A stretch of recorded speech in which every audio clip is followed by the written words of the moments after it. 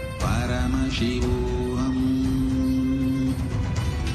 Om Nithyananda Paramashivoham. Om Nithyananda Paramashivoham. Om Nithyananda Paramashivoham. Om Nithyananda Paramashivoham. Om Nithyananda Paramashivoham. Om Nithyananda Paramashivoham. Om Nithyananda Paramashivoham. Om Nithyananda Paramashivoham. Om Nithyananda Paramashivoham. Om Nithyananda. Your fears, incompletions, insecurities, nothing is needed for you to exist. Paramashiva alone is enough for you to live absolutely, blissfully, celebrating, fulfilled, complete, intensely. Paramashivoham.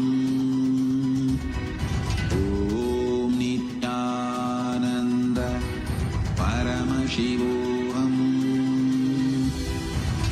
Om Nithyananda Paramashivoham. Om Nithyananda Paramashivoham. Om Nithyananda Paramashivoham. Om Nithyananda Paramashivoham. Om Nithyananda Paramashivoham. Om Nithyananda Paramashivoham. Om Nithyananda Paramashivoham. Om Nithyananda Paramashivoham. Om Nithyananda Paramashivoham. Om Nithyananda Paramashivoham. Om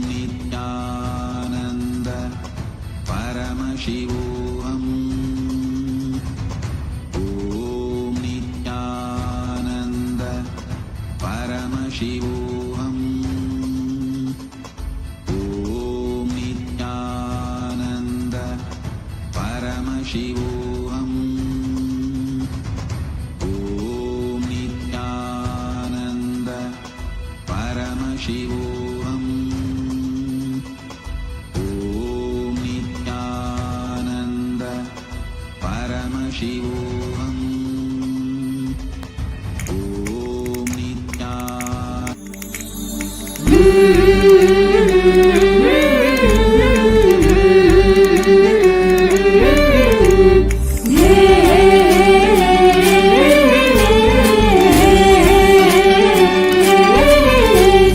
जय जय जय पराशक्ति है भवानी, जय जय जय जगदम्बे रानी, जय जय जय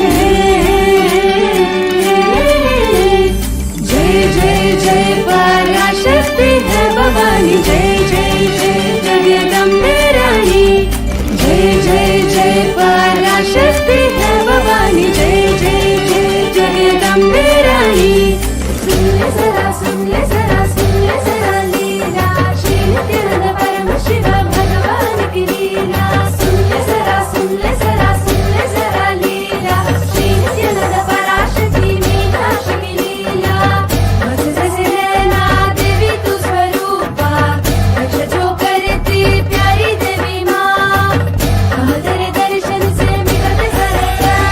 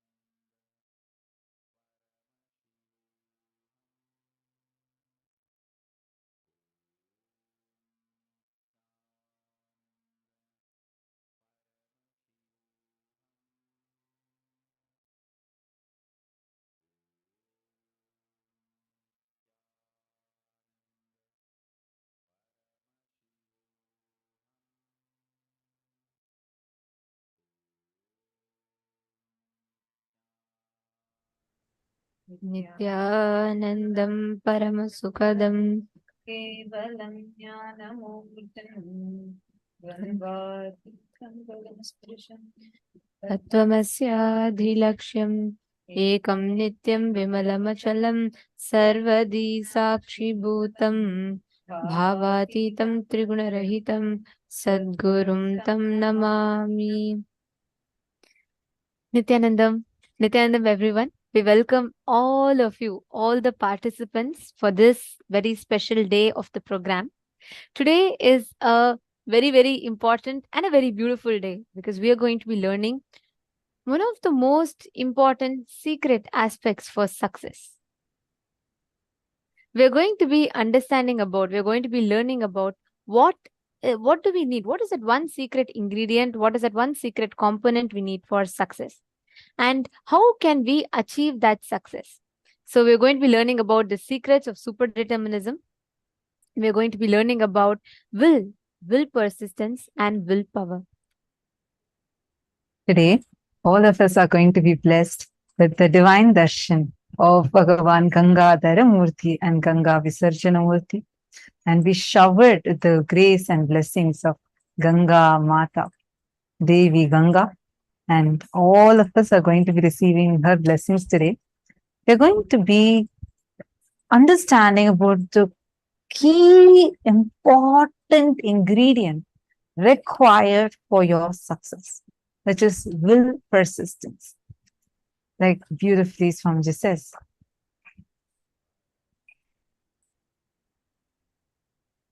Ganga breaks the Himalayas, not by power, but by persistence. And today, that is that persistence that each of us are going to be receiving. That is that will persistence we are going to be working on and awakening inside ourselves. So are you all ready for today's day? How many of you are ready? Please do let us know. Post it in the chat. Come on, all the participants, please take a moment and post it in the chat. How many of you are ready? Ready for today's day and ready for discovering that and awakening that will persistence in you. Great. Okay, wonderful. So one thing I just wanted to tell all of you is, throughout you being here, just be here for every single session. Don't miss out on any session, because even a single session that you miss out on, you are missing out on something that's crucial for your initiation today. Understand, Swamiji has literally made so many programs just squeezed into one. You're learning 21 days of inner awakening squished into 4 days. You're learning Nitya Dhyana Yoga, Nitya Kriya Yoga squished into 1 day. Because there are so many important things that is just taken, and literally the essence of the essence is taken and given to you. So it's very, very, very powerful. And when you are learning about these cognitions, don't just take them as one small cognition you're learning. You're taking your understanding in layers of cognition. And are all of you getting it?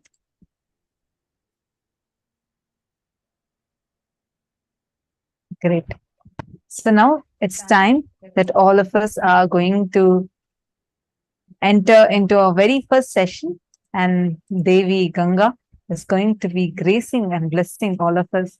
Paramashiva, who held Ganga Mata in his jatas, and just where that is called as Ganga Dharamurti, and just removing 2 of his jatas, showered the world with Devi Ganga, and that's called as Ganga Visarjana Murti. And these are the forms of Paramashiva we are going to be having darshan of today. So let's all get ready.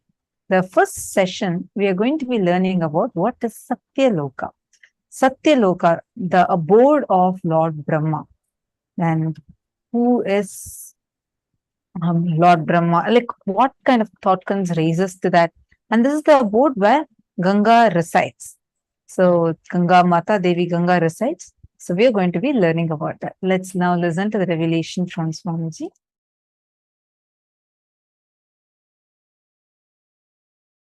There are vertical time zones, Bhur, Bhuva, Suva, Tapas, Satya, the Satya Loka, where Brahma resides. There, 1 day of Brahmaloka is 4.32 billion human years. Understand? 1 day of Swargaloka means the vertical time zone above us. Bhur, Bhuva, Suva, Tapa. It goes and Satya, then beyond Satya is Vaikunta, beyond Vaikunta is Kailasa.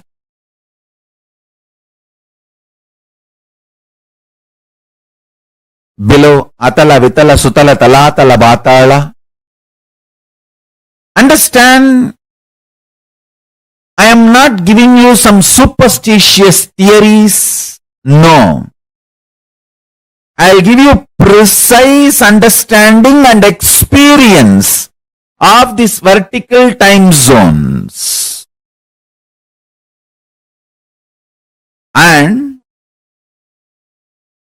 understanding about these vertical time zones as a direct utility for your day-to-day life. It can bring tremendous physical health, mental health, psychological wellness, a very powerful way of existing, and above all, life of Paramashivoham. You can exist embodying the space of Paramashiva, state space of Paramashiva, and manifest powers of Paramashiva.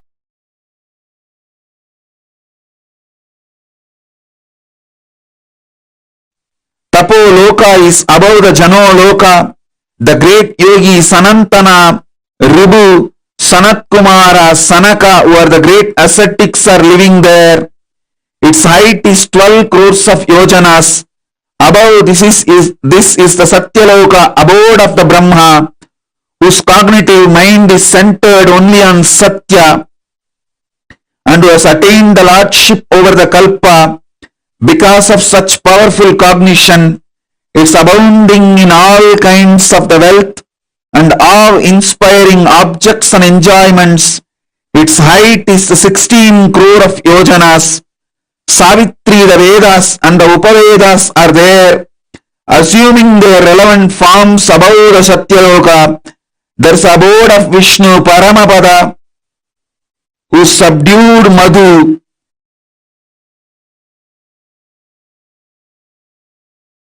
Discovering the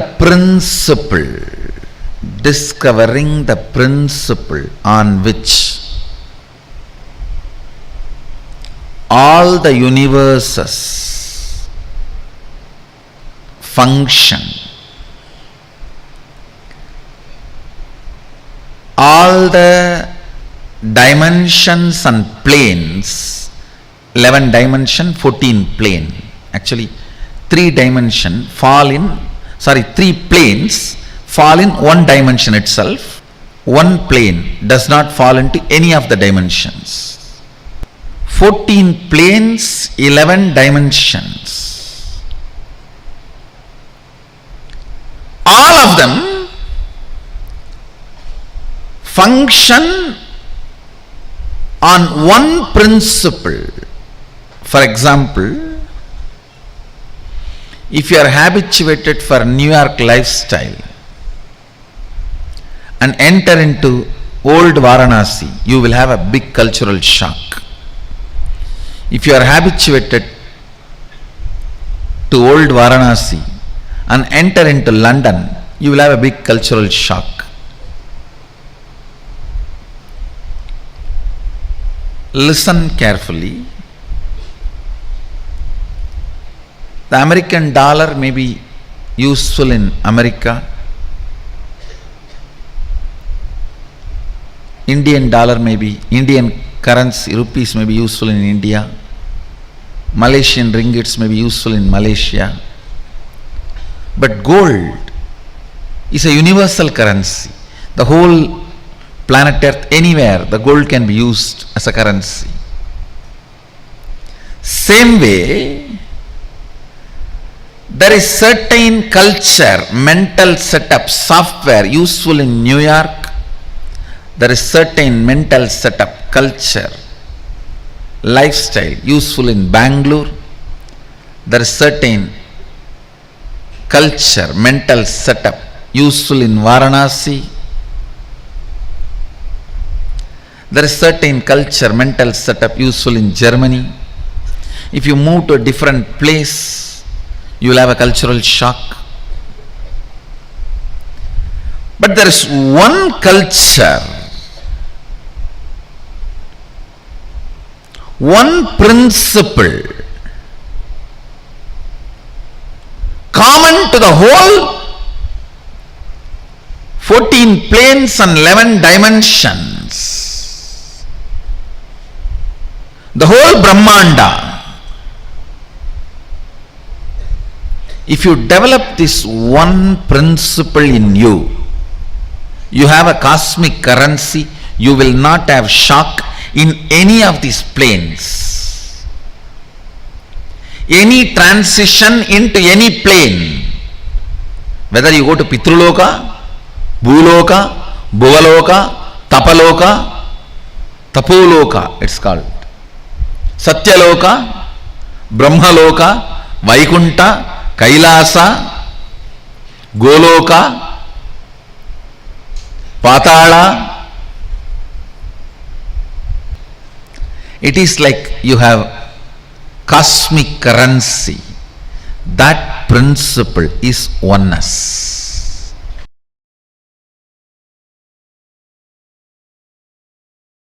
Your breathing becoming intense, especially through certain activities, opens up those dimensions, those planes,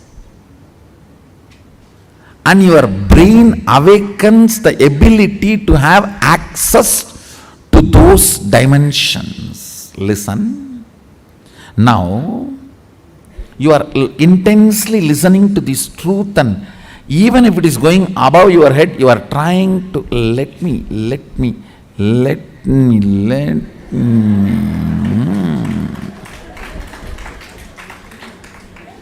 Then your breathing actually gets into certain subtle flow, which is intense. Subtle don't think means shallow. No.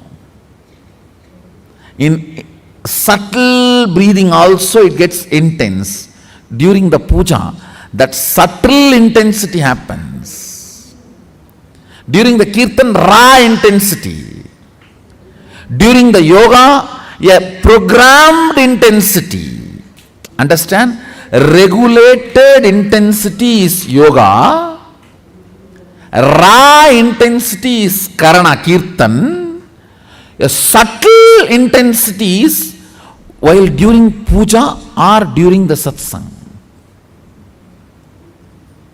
Now, your breathing is getting subtle. It will go and hit a component in your brain which will open your ability to access Satya Loka. Listen. Each of the activity and the prana intensified through that activity opens up a component or a part of your brain construct which gives you access to the different dimensions of life. Your brain is constructed for this multi-dimensional access. Understand? Ability to access multi-dimensions of the universe is your nature. It is there with you. Just the breathing need to be intensified through different methodology to open up those dimensions so you can have access. When there is a heavy truth is told, still you have not completely cognized, but that does not mean you are not able to cognize. It is like a digestion is going on. It is like digestion is going on. It is there on your head like a funnel, it is going inside and you are. During that time, certain intense subtle breathing gets developed that gives you access to Satya Loka. I want you to know the strength of the life in you is strength of your breathing. When the breathing becomes intense, your brain's capacity to cognize all the other planes opens up. It is like cracking the code, cracking the passcode.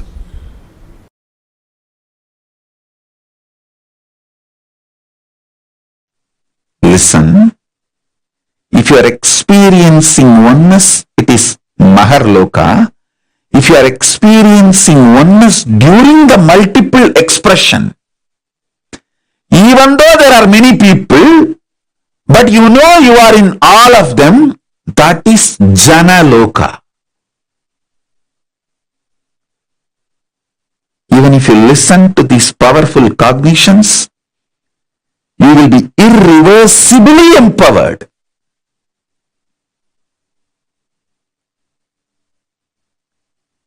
Tapa Loka is that last struggle you go through. Sometimes you know you are Paramashiva, sometimes you just slip off, but again you say, I am Paramashiva. That space is the Tapoloka. An absolute surrender. Whether I am remembering, I am manifesting Paramashivatva, or I am deluded, I surrender both to Paramashiva. When you take that decision, you are lifted to Brahmaloka. You move to the Brahmaloka. The deep surrender lifts you to Brahmaloka. So understand? Then from there you move to Parandama, Vaikunta, and Kailasa, then Mahakailasa itself.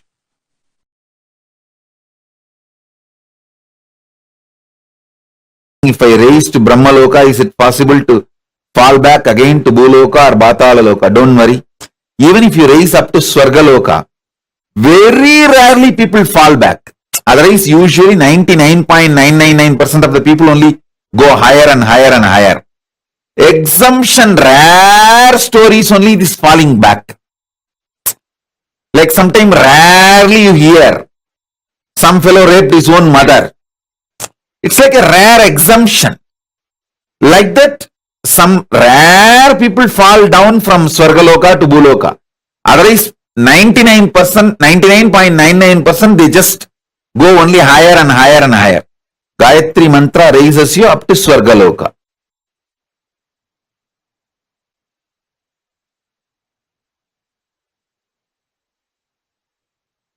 All Purusha, Prakriti, everything you know ends in Brahmaloka.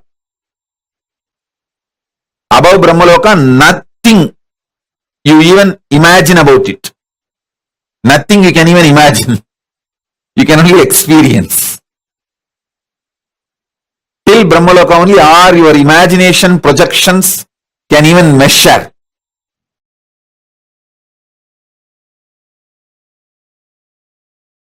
Yes, listen. Are you all ready? Shall we enter into the Brahmanyana session? The Satya Loka, pure intelligence session. Oh God.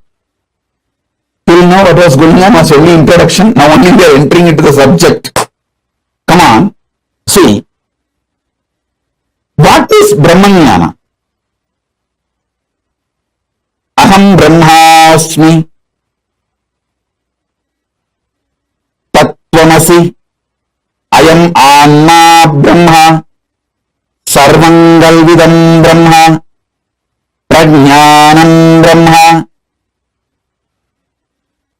Listen, I will explain everything. I will explain everything.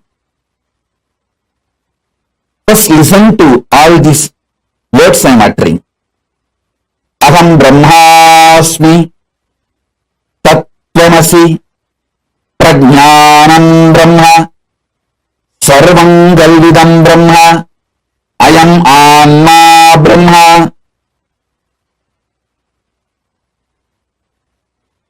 Shivoham, Soham. All these statements mean the same.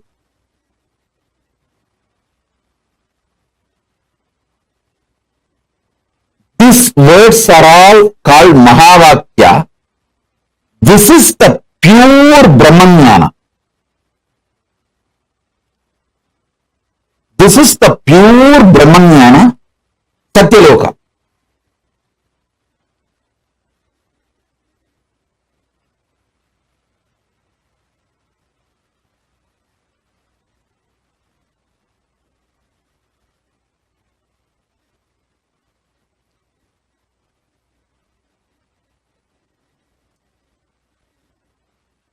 Tattvamasi means you are that. Aham Brahmasmi means what you experience as I in you. That is the ultimate. Prajna Brahmajnanam Brahma means the knowledge. Pure knowledge about Brahman is Brahman.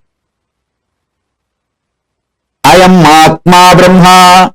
What you experience as Atma is Brahman. Sarvam Galvidam Brahma. Whatever is, which you can imagine, not imagine, whatever is Sarvam Kalvitam Brahma.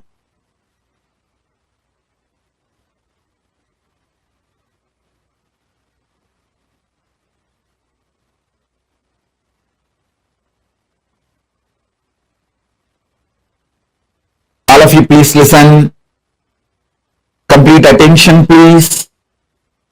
Prajnanam Brahma means complete knowledge about Brahman is Brahman. Sarvam Kalvitam Brahma, everything exists. You know, you don't know, everything is Brahman. I am Anma Brahma. Your very soul, core is Brahman. This knowledge leads you to Brahmaloka, space of Parabrahma. Listen. Satya Loka and Brahmaloka is one and the same. Even if you reach Satya Loka, that's enough. From there, automatically you will merge into Parabrahman. Making this truth not as first priority, but only priority, takes you to Brahmaloka. Now, whatever I said, these few words, whatever you can capture, whatever you understood, type it. Then I will take you to the next step. Listen.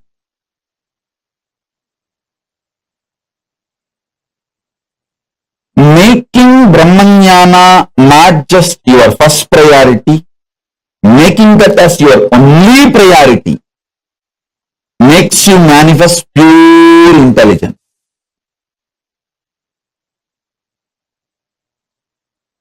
Come on. Sit with this one truth. I will infuse the Brahmanyana in you. Sit with this one truth now. You can keep your eyes closed or open. Come on.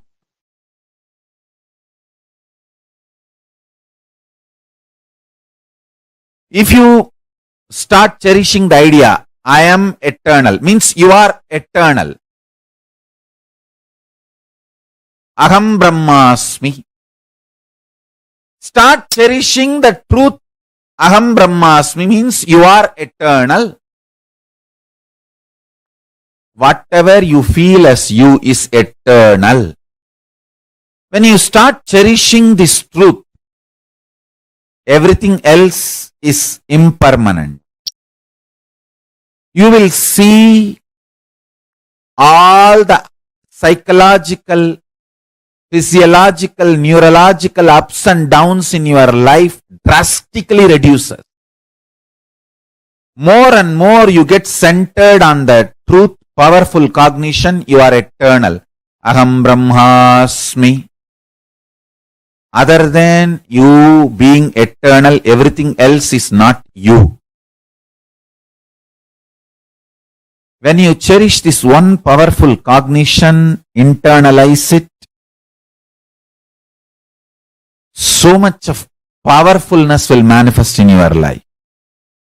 It raises your physical health, mental health. Nobody can put a value for you. You decide the number.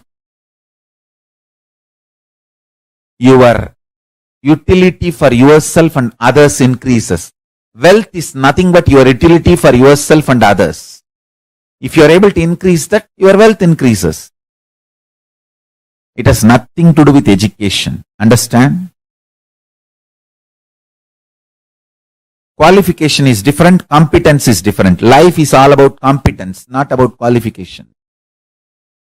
Qualification may be an initial visiting card, good visiting card, but that doesn't make you successful. Competence makes you successful. Powerful cognitions makes you competent.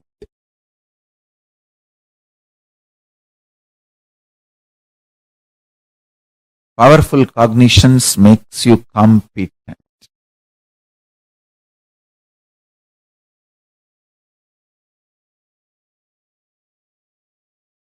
The most sweetest word Parabrahman wants to hear is Aham Brahmasmi. You declaring I am Brahman, oh God, I am Parabrahma. Paramashiva is waiting for you to declare, hey, Paramashivoham. Understand this. Understand one thing. Evolving in cognitions is absolutely celebrated in multidimensional logic. This is one of the most important truth. Ontology of Paramashivam in Paramashivam ontology, there is no space for jealousy, there is no anxiety, there is only one thing. If gods are anxious, they may be anxious for you to become them, you to realize oneness with them, that's all.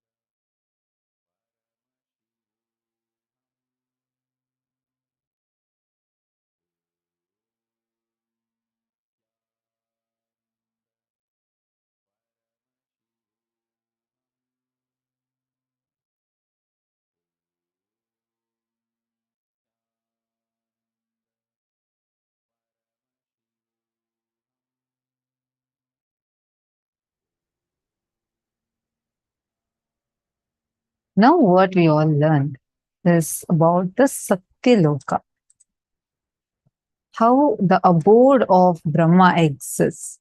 And this is literally like how Swamiji described, this is that last struggle. Before you achieve that enlightenment, that last struggle you go through is the Brahma Loka plane. And the moment you come out of the struggle, you will be in Satya Loka and you'll be liberated from there also.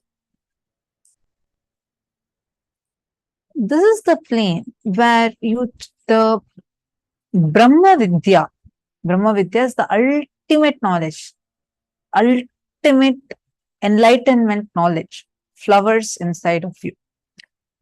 I request all of you to take a few minutes and please post what are the clicks that each of you had in this session. What did you understand in this session?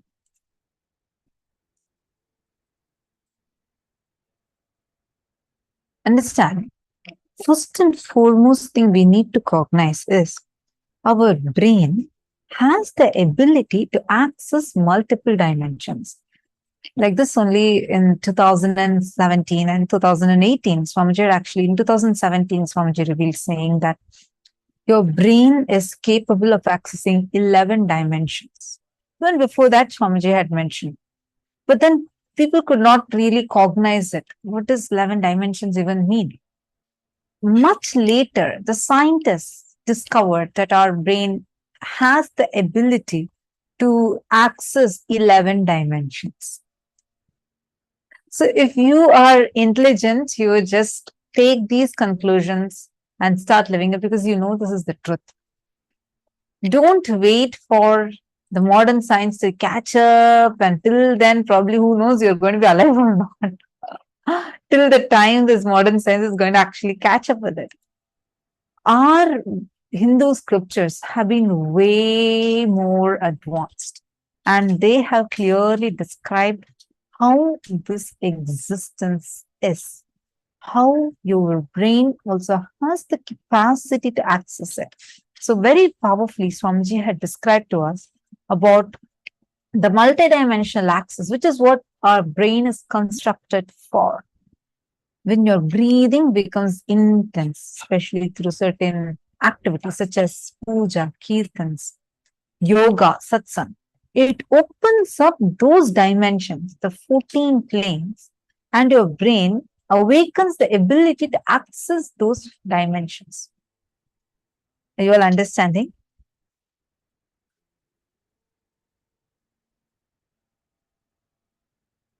Swamiji gave a few Mahavakyas. Start cherishing those Mahavakyas. You all can see these are the Mahavakyas.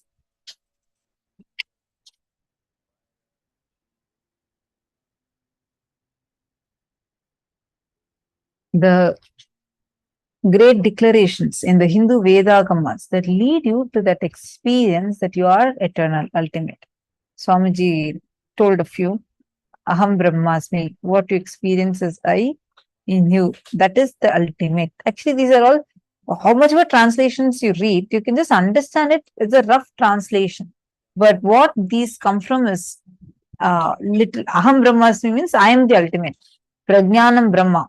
Your knowledge about Brahman is Brahman. And I am Atma Brahma. What you experience as Atma is Brahman.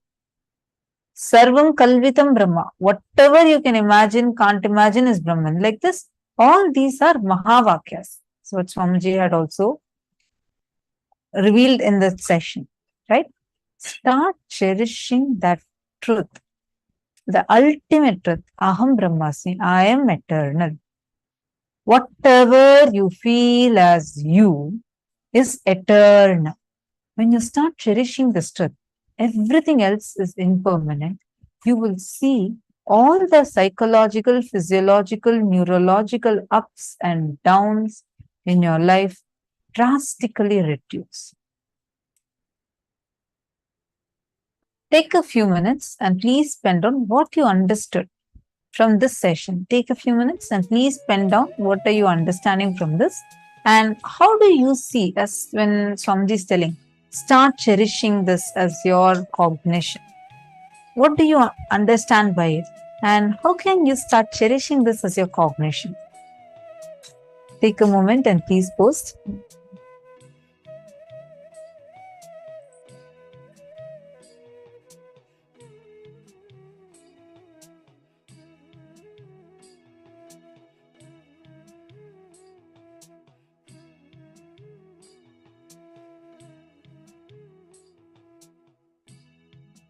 The moment you start cherishing that you are eternal, whatever I feel as me is eternal, start telling that to yourself.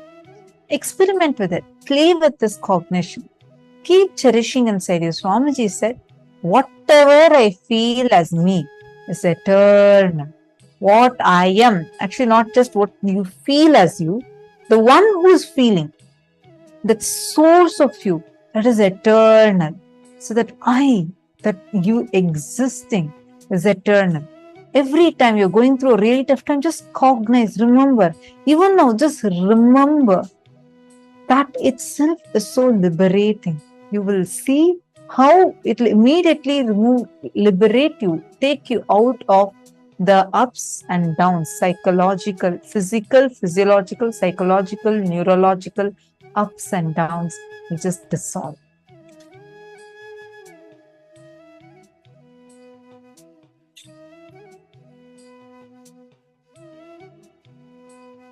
Now,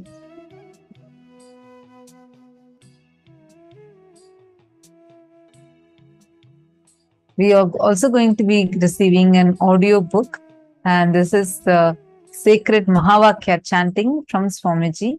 All of us are going to be receiving this as a gift today.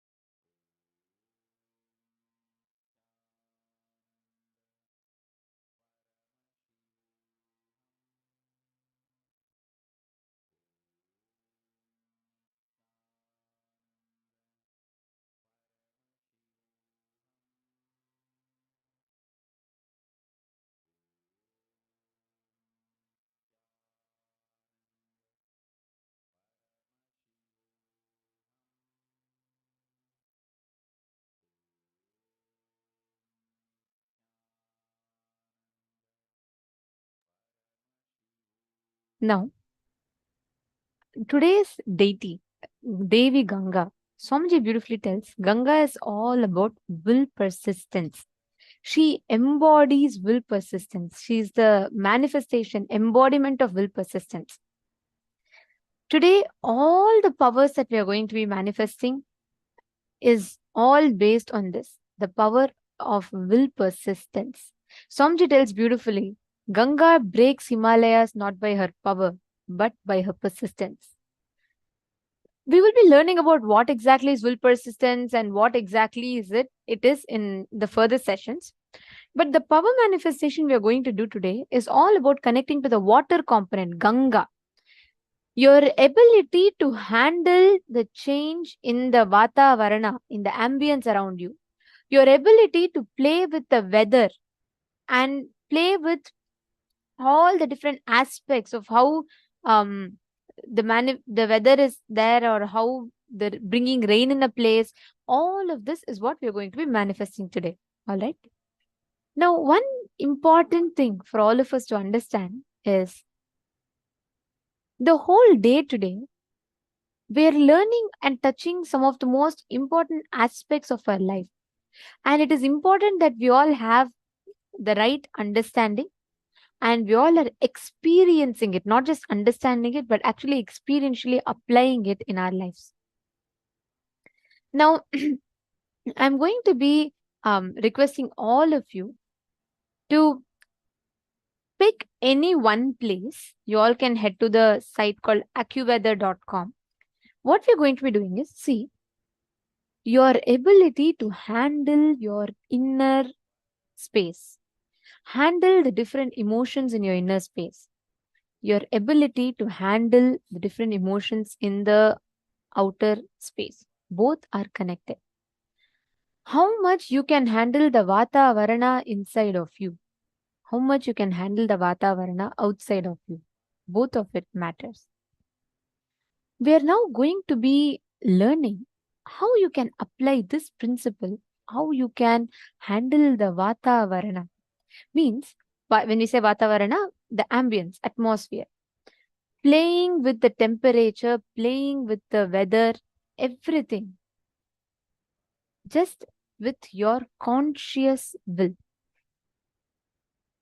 Understanding? I request all of you, all the participants, every one of you, to head to this website. You can pick any one city you want. See, what you're going to be doing now is you're going to be picking a city and you're going to be altering the temperature. If you start mastering the ability to alter the weather and temperature outside, you will know anything, any weather temperature change that is needed, you will simply be able to do it even on the inside. Means your ability to handle your emotions on the inside will also change. Now, I request each of you to pick any place, any place. Let's say you're in Los Angeles, and you can even pick up San Jose, you can pick up Toronto, you can pick up New Jersey, you can pick up any place that you want. You're going to be applying this power, being able to alter the weather in that place. So whatever the weather is right now, you will actually be able to significantly alter it. Just connect to Swamiji and declare from that powerful space of oneness, and you will actually see the results will vary. Please sit straight. I request all of you to start.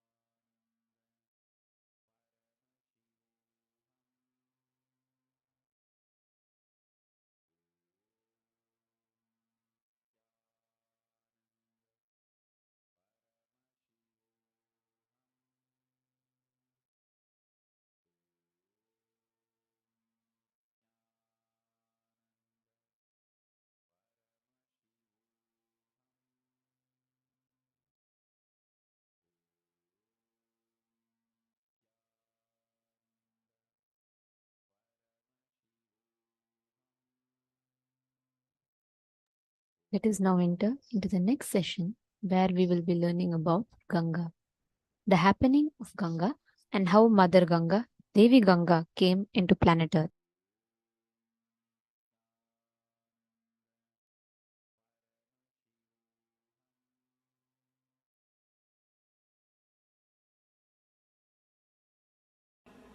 Today we will see the story of Ganga. How Ganga happened on the planet Earth. Ganga is considered as a river which is there in the higher lokas.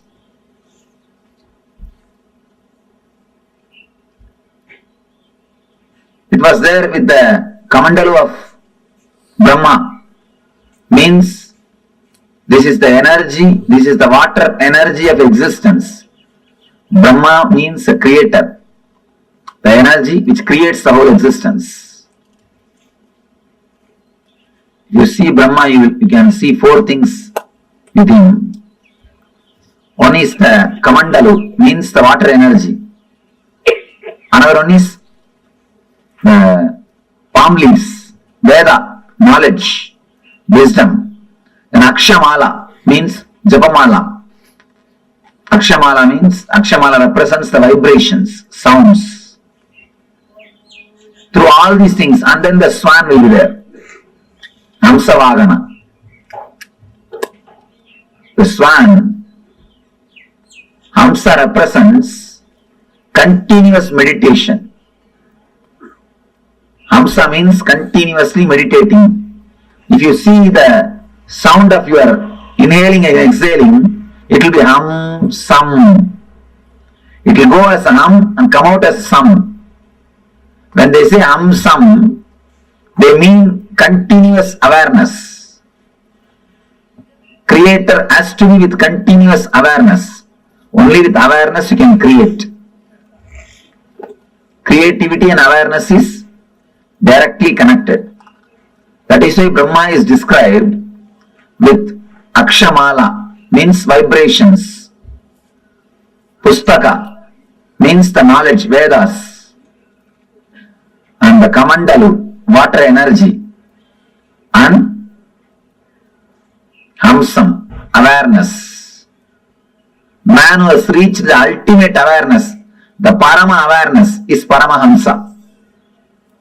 Hamsam means awareness. Man who has reached the ultimate awareness is Paramahamsa. Ganga is the water energy of Brahma. She was there in his Kamandalu. I will describe the scene, how the Ganga happened on the planet Earth. First I will tell the story, then we will see the deeper meaning of the metaphysical story. There was a king called Bhagirada. For some reason, his forefathers have been cursed by some rishi and they all died. They have been burnt, reduced to ashes. All their ghosts are living there, struggling, suffering. They are not liberated. So they beg Bhagirada to help him some way. Bhagirada decides, I have to do something and liberate. He starts meditating, doing penance, doing tapasya towards Brahma. Brahma appears and gives darshan. And he says, yes, I can send the Ganga to the planet Earth, no problem. But be very clear, can planet Earth hold the Ganga's speed?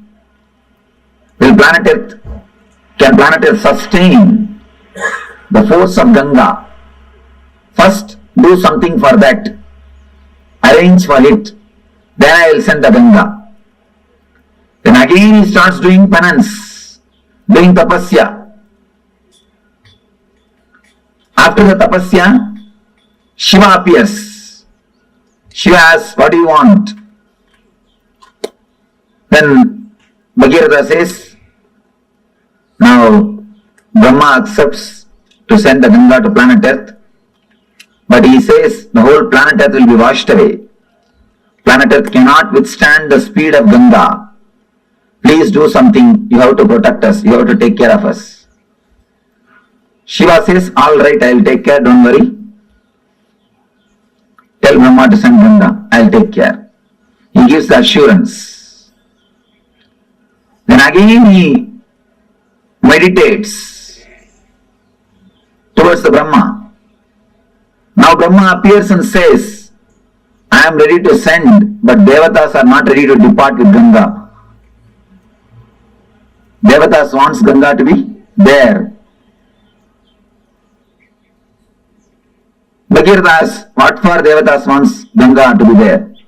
No, they have to take bath in Ganga every day. It is their life source. Ganga is not simple water, it is an energy. By bathing in that only, every day they rejuvenate their body and mind. And anybody takes bath in Ganga every day, naturally their body and mind will be rejuvenated. That is why in this hilly area, no medical facilities, practically nothing. But see how many millions of people are living happily. Happily, they are living. Ganga is the mother who is protecting everybody. So the Brahma says they have to take bath every day. Then Bhagirath says, all right, I will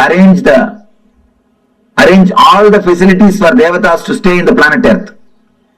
Just on the banks of Ganga, I will create cities where all gods and goddesses can live and have bath every day and have their regular routine as they have in the other loka, as they have in the Brahma Loka. Brahma says, if that is the case, then I agree. Go ahead and do it. Then he comes and does tapasya towards Himachala, the Hima hills, Hema Parvata. The Himaraj, who is the father-in-law of Shiva, he does tapasya towards the Himaraja. Himaraja appears and asks, what do you want? I want you to be the host for Mother Ganga. I want you to be the host for Mother Ganga. And you are the person in whom I can create a city for all the Devatas. And only from you, the Ganga can flow. You are the only person who can be base for Ganga. Then she goes and tells Himaraja, host her. Himaraja accepts that Himaraja will host her. Then Bhagirath starts building the whole city throughout the route in which Ganga is supposed to travel. He meditates on every hill and takes permission. He prays to every hill. Every hill says, yes, I will give the way for Ganga. So all the whole route is cleared. Then he goes and prays to Kalabhairava, who is the in charge of city Varanasi. Kalabhairava is the in charge of Varanasi city. He meditates towards Kalabhairava. Kalabhairava appears and says, what do you want? I wanted, please give us the way for Ganga. You should receive Ganga and give us the way. Kalabhairava says, surely I will give, don't worry. But this is such a holy city. Tell Ganga to do a protection of the city and go. Suddenly, Brahma comes up with the next problem. You meditated and propitiated all the Devatas except Vishnu. Now, you have to do something to Vishnu. Only then I can send Ganga. Then he started meditating towards Vishnu. He prayed to Vishnu. Did tapasya. Vishnu appeared. What do you want? I want wanted the Ganga to come down to the planet Earth. Unless you agree, unless you do blessings, it will not be possible. Please bless me. Krishna says, all right, I bless you. Ganga will come to the planet Earth. She will come just out of my feet. And he blesses. The Ganga will come out of his feet. Then he says a beautiful one more word. Whomsoever has realized the Vishnumaya, means the universal consciousness, whatever water comes out of their feet will be Ganga. Whomsoever has realized the Vishnumayam Jagat, whomsoever has realized me, from their feet whatever water comes out will be Ganga. From this word only the tradition of Pada Puja starts. Pada Puja of enlightened masters starts from this tradition. Vishnu says, whomsoever has realized the Vishnumayam Jagat, Sarvam Vishnumayam Jagat, from their feet Ganga will flow. From their feet Ganga will flow. Then, now he again meditates towards Brahma. Brahma appears with all his glory and compassion, blesses the Bhagavāna, then he prays to Ganga. Then he does tapasya towards Ganga, meditates and invites the Ganga mother, Ganga with all compassion, not only compassion, the wild energy. She just comes out of the Brahma's Kamandalu. With all the power, she straight away started moving towards the planet Earth. The moment she came out of the Kamandalu and started moving towards the planet Earth, all the 14 worlds are shaken. All the Devatas, all the Rishis, all the Munis simply escaped from their planet Earth and ran away because they got frightened. The Pralaya is going to happen. Means the end of the world has come. Such a power, they simply ran away from their world. They escaped. And appears Shiva. Shiva beautifully appears and puts his head in between the Ganga. She straight away lands into Shiva's head, into the matted lock. The next thing, she gets locked in the hair itself. She is black. Here, Bhagavān is sitting, waiting for Ganga for one kalpa. What has happened? They are receiving the call, she has started already, but she has not landed. Already she has started, but she has not landed here. What happened? What happened in the way? Again he meditates towards Shiva. Shiva appears and says, yes, she is there in my head. Now what do you want me to do? Bhagavān says, please just send her a little bit. Don't hold the whole thing. Then Shiva says, oh, is it so? Alright. Then just, he moves one hair. Just he does. Only one hair moves. And from the one hair gap, just Ganga comes out and lands on the Himalayas and comes. That is the river which is flowing throughout this planet Earth. And that is the perennial source. That is the Ganga. By flowing through this way, she fills the ocean. Understand? The story says the ocean itself is son of Ganga. Varuna Raj is son of Ganga Mata. Water is supplied to the ocean by Ganga. That is the story. Originally there was no ocean. There was no water on the planet Earth. It is through Ganga first water came to the planet Earth. And because of Ganga flowing continuously, all the oceans are created. It is from Ganga, original water source started. Then she goes and merges into the Samudra Raj, the son of Ganga Mata.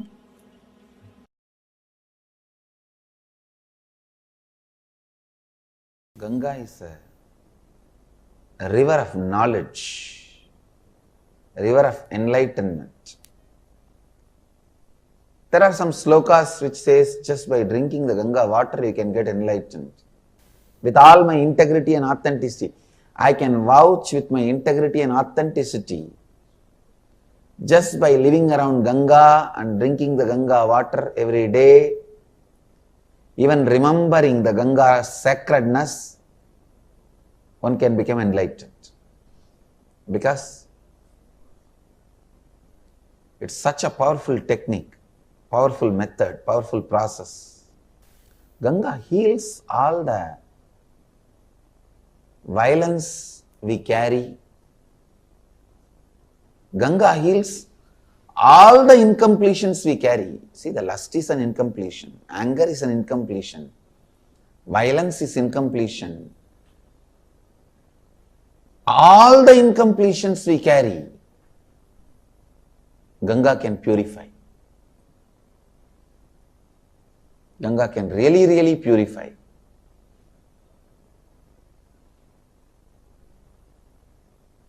I used to sit in the banks of Ganga, just seeing. I have realized the oneness with Ganga. How the things float on the waters of Ganga does not pollute Ganga. Same way I have seen the thoughts and incompletions floating in my inner space does not make my inner space polluted. It does not touch my inner space. When you understand your incompletions are not powerful enough to make your inner space incomplete, you become eternally complete. I can say that experience I received from Ganga, on the banks of Ganga. It heals, heals, heals and brings love. I tell you, Ganga can complete any lower occurrence you have. I can give this as an authentic spiritual practice. Actually, just for this I wanted to create a ashram in the banks of Ganga. Anybody in the planet Earth has some incompletions that they are not able to complete, strong incompletions, just come and spend time in the banks of Ganga, drinking Ganga water, eating the food cooked in Ganga water. Whenever you find time, morning and evening, sit in the lap of Ganga, sleep in the breeze of Ganga. I tell you, with all my integrity and authenticity, Ganga will complete you.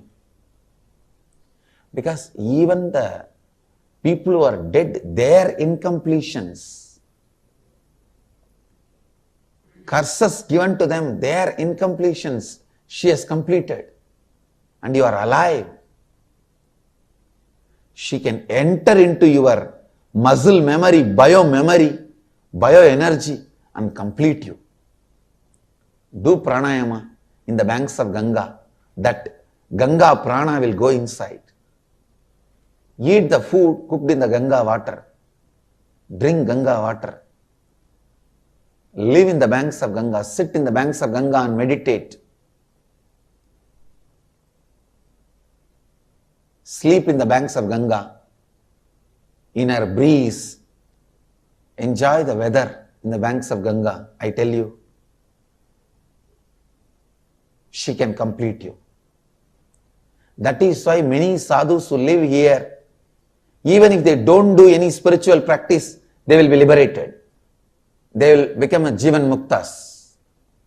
Just because of Ganga's power to complete. She is here to complete. The tradition says sadhana done in the Ganga's bank brings thousands of times more result. It's true.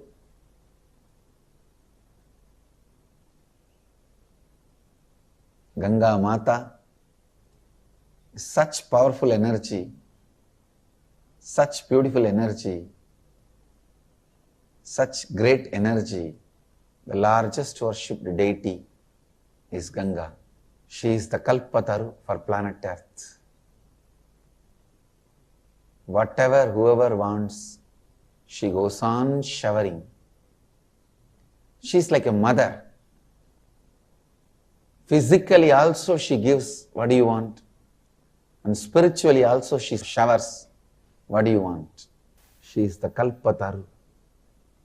Come on, meditate on Mother Ganga. Let Mother Ganga be a Kalpataru.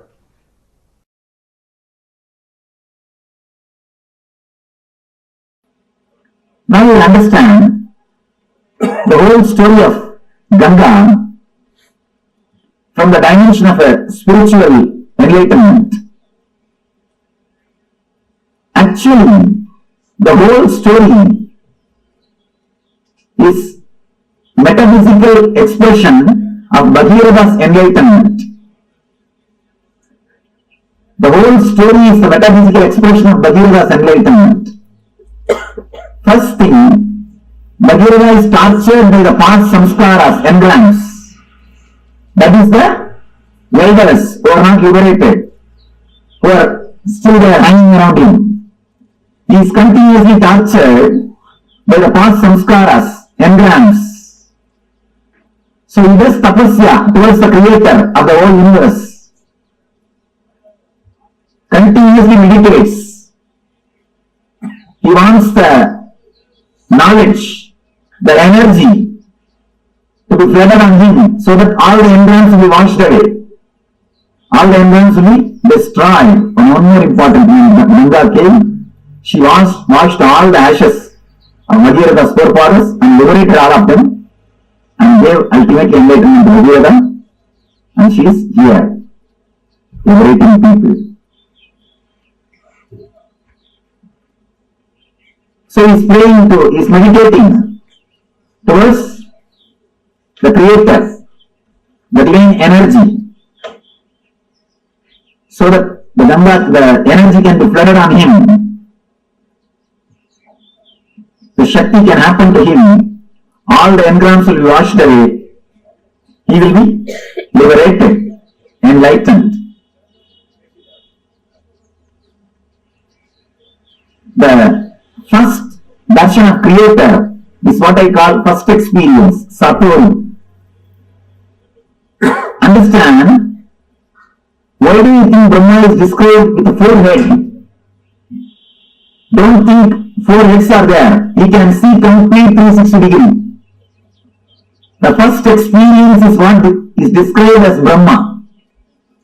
A man who gets the experience of seeing complete 360 degree is what we call Brahman.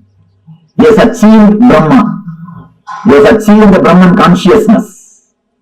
Whosoever gets the experience of seeing this side 360 degree and this side 360 degree achieves the Brahman consciousness. Bhagavān achieves Satori, first experience, glimpse. Then the Brahma says, enlightenment can happen to you, but be very clear. Will your body stand? Prepare your body and mind. Will it be able to stand, sustain? Prepare it. Then it will happen forever. Prepare yourself. Create a maturity so that the energy can be with you forever. Then Bhagavān starts his tapas. Bhagavān starts his tapas. All the energy centers is awakening and preparing all the energy centers to receive the energy and to sustain it, to radiate it. If you don't prepare the planet Earth and call the Ganga, it will not be blessing, it will be a curse. It will destroy the planet Earth and the other worlds. So unless you prepare your whole body mind, enlightenment cannot happen. You need complete preparation. Satori can happen. You need complete preparation. Now he meditates towards the Guru, who will guide, who will hold the energy and give you how much you wanted. He is the Shiva. He meditates on the Guru, Shiva, and asks, Master, when I have the experience, see my maturity and take care of me. Let me grow with maturity and energy. Just take care. How much I mature, that much supply the energy. Please let you be the safety valve. Let you be the dam. Then appears Guru. Says, I'll take care. Don't worry. Then, once everything is ready, he has to prepare the base for the energy to land. Is Anandagandha Chakra. Anandagandha is the base on which directly the Ganga can land. Ganga can descend. So he creates all the 7 cities, 7 chakras. He clears the roots, opens all the chakras, makes himself mature. So that when energy descends on him, when enlightenment happens on him, it can stay on him and help the whole world. It will be a blessing for him and to the whole world. He continues to do tapasya. He propitiates all the devatas, means the devatas who are residing in every chakra. Then comes Kalabhairava, in charge of Varanasi, Swadhisthana chakra. And he asks, please give me the way for Ganga. Kalabhairava says, surely I will give, but tell her she should go round. She should be around me. She should be in me. That is why Swadhisthana, energy is installed in Swadhisthana. Energy is installed in Swadhisthana. It is Swadhisthana where the self is established. Himalayas is Anandagandha. Varanasi is Swadhisthana, where the energy is installed, where the whole energy takes a turn, where whole energy takes a turn. He propitiates all the devatas, prepares the whole thing, then intensely starts meditating, calls the Ganga. So Brahma blesses, Vishnu blesses, Ganga has come out of the Kamandalu, straight away she is landing, but still enlightenment has not happened. Ganga has left there, but she has not landed here. Whatever can be done, all the tapas is done. Everything is done. Whatever meditations can be done, whatever tapas can be done, whatever study can be done, everything is done. Enough. Now Ganga is not happening. He just relaxes, dropping all the efforts. Enough now, nothing can be done. What to do? Nothing can be done. So when he relaxes, surrenders at the feet of Guru, the Lord Shiva, out of his grace and compassion, he moves one hair. Then lands Ganga in Anandagandha Chakra to flood the whole world with the spiritual energy and runs to all over the world, not only to Ganga Sagar, till Yole. Moves all over the world, and blessing the whole world during the Yuga Suva and Parasuva. Not only washing the environs of Bhagavata, blessing the whole planet Earth, whole universe, by radiating the divine energy, by radiating the spiritual energy, by radiating Ananda Shakti. Ananda Shakti, the Ananda Shakti, which has liberated Bhagavāna, which has liberated the whole humanity, which is liberating millions of seekers. The Guru's grace, Ananda Shakti, let it liberate all of you. Let it flow in all of you. Let it be in all of you. Let it purify all of you Let it radiate in all your beings. Let all become channels of Ananda Ganga. Let all become Ananda Shakti.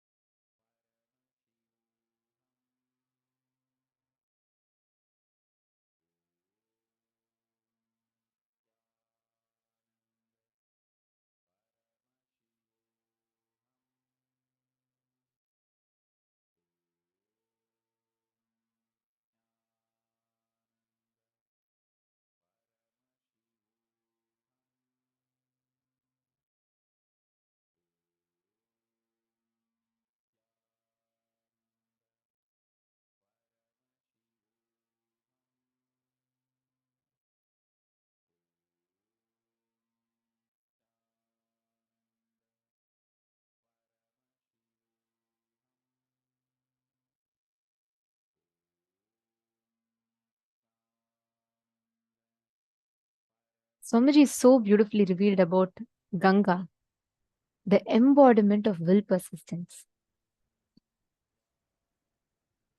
The happening of Ganga signifies how the whole cosmos celebrates, supports anyone who wants to manifest will persistence in their life. If you are ready to have the will persistence, if you are ready to experience will persistence in life, then Paramashiva, the whole cosmos will work to make it happen. This is the essence of will persistence. And Ganga signifies, symbolizes, personifies this principle of will persistence. Actually, you all should know. So I'm just telling the story, right? How Bhagirata, he waits, he meditates, and then Ganga comes down. That's why she's called as Bhagirati, the one whom Bhagirata brings. And Devi Ganga is so beautiful. Like, she signifies this profound happening, manifestation, embodiment of will persistence. Any time, whenever you have will, Ganga manifests there. Actually, it is only in Hinduism you will find such a beautiful tradition. Anything to make it sacred, we worship that as mother. Just look back in Hinduism, right? You cannot actually disrespect anything. In like normal Western culture, we try to teach that as a moral, like, okay, the moral values. But here, in Hinduism, it is not moral to bring and add sacredness to anything. In Hinduism, you can never exploit anything. You can never take anything for granted. Because in Hinduism, to add sacredness to something, we simply declare that as Mother Ganga. Mother. Like, for example, when we have to give reverence or importance to the food, not waste food, we call it as Annapurani, Devi Annapurani. For us to add reverence to the knowledge, we call it Devi Saraswati. For us to add reverence to nature, we call it Prakriti, Bhuma Devi. For us to add reverence to Mother Planet Earth, we call her as Mother Earth, Bhuma Devi. For us to add reverence to water, we worship her as Ganga Mata. Ganga is the largest worshipped deity. And actually, Swamiji tells Ganga is the deity who has the largest number of rituals happening to her. Ganga directly flows from Paramashiva's head to Bhuloka. Understand? Ganga is literally like she's flowing till now. She is flowing from Kailasa's Paramashiva's head to Bhuloka. This is what Ganga represents. Ganga is the happening of the cosmos, which is purely, she is the embodiment of will persistence. You cannot break something by power. You can only break by persistence. What does that mean? Understand, most of the times we all tend to get we try to fit ourselves, we try to do things in our limited understanding of what are the efforts we need to take and so on. But actually, it is never based on how much power you have that you manifest things. It is based on the persistence of you. That is exactly what Ganga represents. Swamiji tells Ganga is the river of knowledge. She is the river of enlightenment. There are some shlokas which say, just by drinking the water of Ganga, you can get enlightened. Devi Ganga is so powerful. Ganga Mata, she completes you. Because even the people who are dead, their incompletions, lower occurrences, their incompletion, everything she completes it. She completes it. Just if you are connecting to Ganga, she will complete you. That is what is Ganga. Swamiji tells beautifully, from Swamiji's own life, Swamiji tells that Swamiji used to sit in the banks of Ganga and just seeing, Swamiji used to experience that oneness with Ganga, how things float in the water of Ganga but do not pollute Ganga. Same way, Swamiji tells, the thoughts float in us but never pollutes us. When you understand your incompletions are not powerful enough to make your inner space incomplete, you become eternally complete. That's the whole game of life. That's the whole thing, how life happens. If you just understand everything is floating, actually, you all should know Ganga, literally, people throw the ashes, people do all sorts of things to Ganga. Still, she is never polluted. That is why she's called as Pavani, means so pure. Just by taking a dip in Ganga, it is said that all your sins gets washed away. Actually, the best way to experience Mother Ganga, experience completion with Ganga Devi, is just to meditate in her presence, just to experience her presence. I request every one of you to sit for a few minutes. We will now be connecting to Mother Ganga, the Ganga energy. Just seeing Swamiji in Ganga. When you just connect to Swamiji as he enjoys Devi Ganga, even if you just watch, connect to that, you'll experience tremendous completion. You'll experience so much of healing in your inner space. And we're going to be doing that process now. See, you don't need to do anything. Just connect to Swamiji intensely. And now we are going to be watching some oneness capsules where Swamiji is enjoying Ganga. And let us all take a few minutes to connect to Devi Ganga. Sit straight. You cannot understand Ganga by trying to grasp her, but you can experience her presence.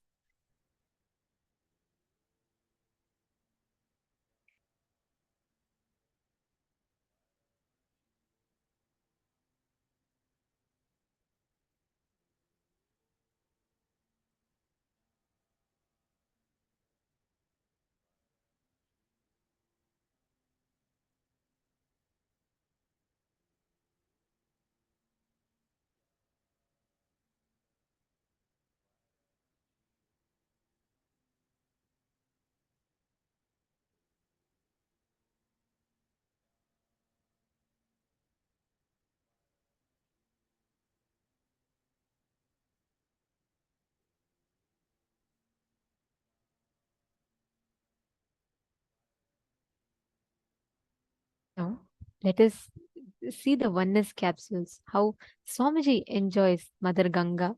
Just connect to it. Just watch and connect to it. That's all. You don't even need to do it like a meditation process.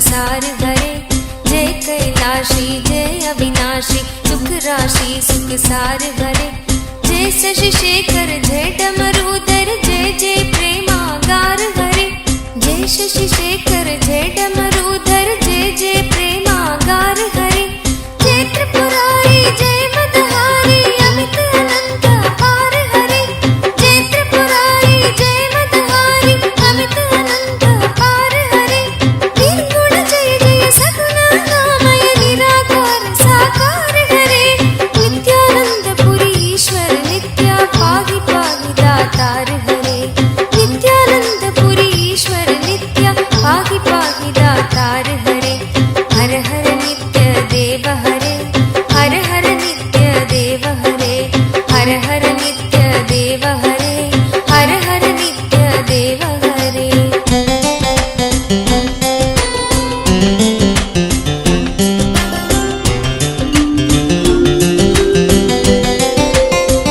नित्य रामेश्वर नित्य नागेश्वर वैद्यनाथ केदार हरे नित्य रामेश्वर नित्य नागेश्वर वैद्यनाथ केदार हरे मल्लिकार्जुन सोमनाथ नित्य महाकाल ओंकार हरे मल्लिकार्जुन सोमनाथ नित्य महाकाल ओंकार हरे त्रयंबकेश्वर नित्य गुष्मेश्वर भीमेश्वर जगतार हरे त्रयंबकेश्वर नित्य घुष्मेश्वर भीमेश्वर जगतार हरे काशीपति श्री विश्वनाथ जय मंगलमय अघहार हरे काशीपति श्री विश्वनाथ जय मंगलमय अघहार हरे नीलकंठ जय भूतनाथ नित्य मृत्युंजय अविकार हरे नित्यानंद पुरी ईश्वर नित्य पाहि पाहि दातार हरे नित्यानंद पुरी ईश्वर नित्य पाहि पाहि दातार हरे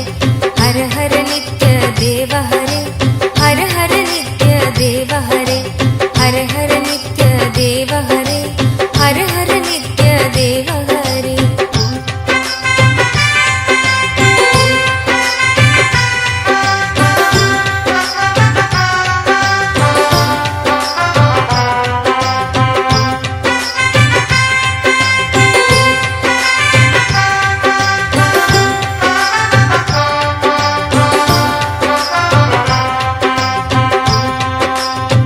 नित्य महेश जय नित्य भवेश जय आदि देव नित्यानंद विभो नित्य महेश जय नित्य भवेश जय आदि देव नित्यानंद विभो किस मुख से है गुणतीत प्रभु तव अपार गुण वर्णन हो किस मुख से है गुणतीत प्रभु तव अपार गुण वर्णन हो नित्य भव कारक तारक हारक पातक दारक नित्य शंभो नित्य भव कारक तारक हारक पातक दारक नित्य शंभो दीन दुख हर सर्व सुखावर प्रेम सुधाधर दया करो दीन दुख हर सर्व सुखावर प्रेम सुधाधर दया करो पार लगा दो भव सागर से बनकर करुणाधार हरे नित्यानंद पुरी ईश्वर नित्य पाहि पाहि दातार हरे नित्यानंद पुरी ईश्वर नित्य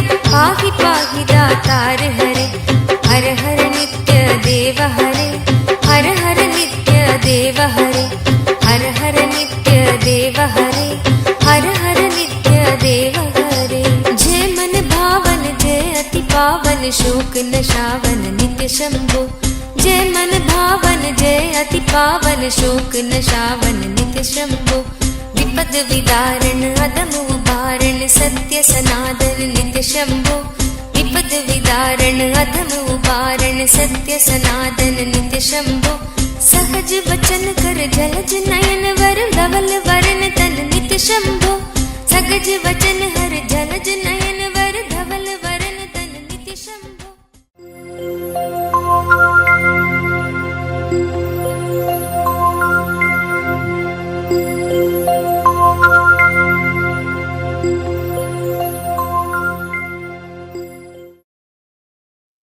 Just connecting to the mother energy of Devi Ganga. This mother energy of Devi Ganga is enough to complete you. to fulfill you, overflow through you. Actually, Swamiji tells beautifully how each time that you experience, whenever you remember Mother Ganga, she just flows through you. She fulfills you, overflows through you. Understanding? If you just connect to this energy of Mother Ganga, actually, Swamiji tells very beautifully, whenever you experience that connection, right? Whenever you connect with Ganga, Swamiji tells the whole nature will listen to you. If you just build, you don't even need to do some extraordinary effort. Yes, Masiavu, I request you to please mute.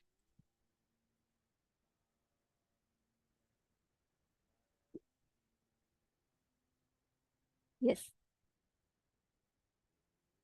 Sorry for that glitch.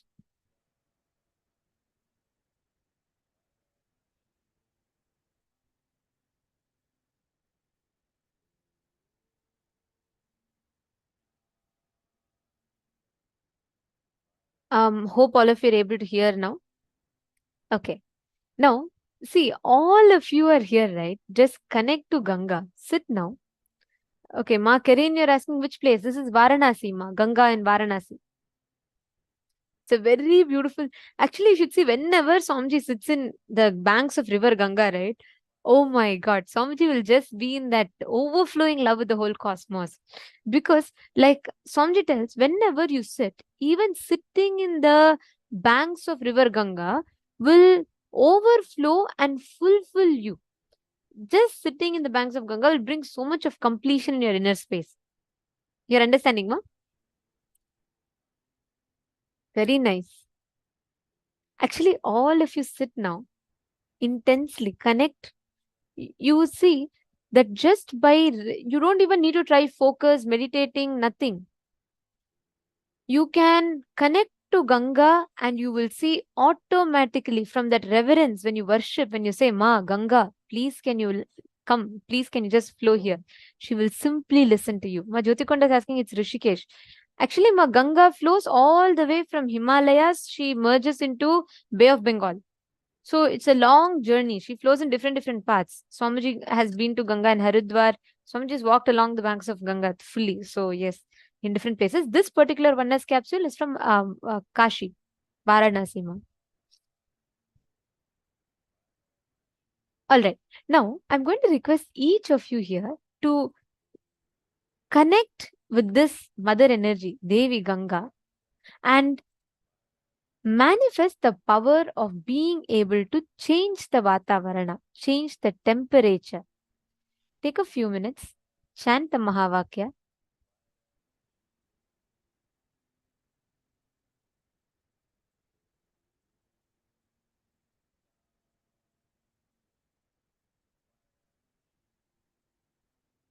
And all of you can pick up any one place that you want to manifest the power of bringing rain with. And start manifesting the power. Listen, pick any one place. You all can go to the site that I'm going to be showing you all. It's called accuweather.com. And you can choose one place from there and connect to this energy of Devi Ganga.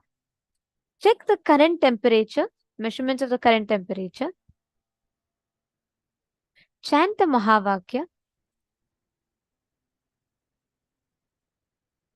You can, from your will, just tell Devi Ganga to actually just connect with that component, mother component, Ganga component. You will start being able to manifest.